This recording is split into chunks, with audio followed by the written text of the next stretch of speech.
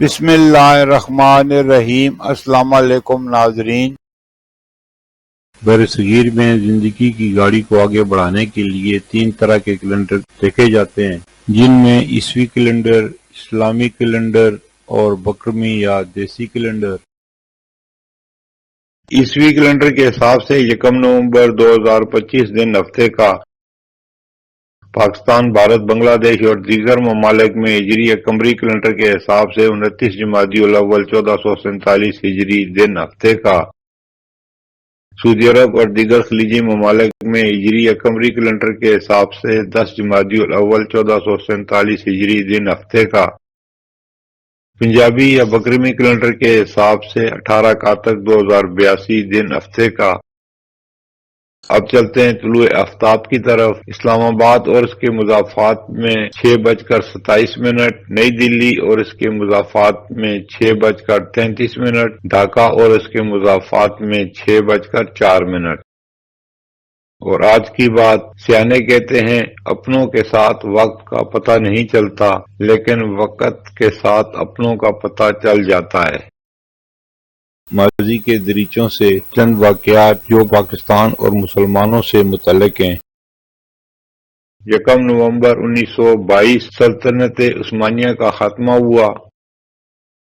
1 نومبر 1928 ترکی نے عربی رسم الخط کو ترک کر کے لاطینی الفابیٹ اپنا لیا، جو اسلامی دنیا میں سیکولر اصلاحات کی علامت بنا۔ 1 نومبر 1947 گلگت اسکاؤٹ نے ڈوگرا راج کے گورنر کو گرفتار کر کے علاقہ آزاد کیا اور بعد ازاں گلگت بلتستان کا پاکستان سے الحاق عمل میں آیا۔ اس دن کو گلگت بلتستان میں یوم آزادی کے طور پر منایا جاتا ہے۔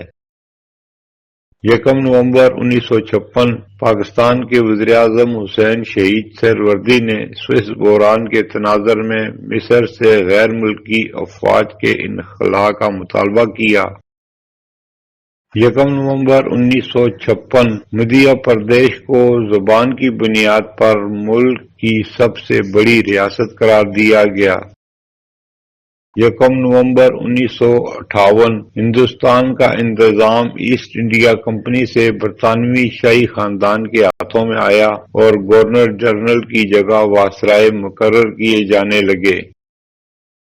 1 نومبر 1961 پنجاب زرعی کالج فیصل آباد کو یونیورسٹی کا درجہ دیا گیا۔ 1 نومبر 1985 سینٹ نے آئین پاکستان میں 8ویں ترمیم کے مسودے کو اتفاق رائے سے منظور کر لیا۔ 1 نومبر 1992 سانحہ ٹنڈو بہاول میں ملوث میجر ارشد کو پھانسی جبکہ دیگر 13 مجرمان کو عمر قید کی سزا ہوئی۔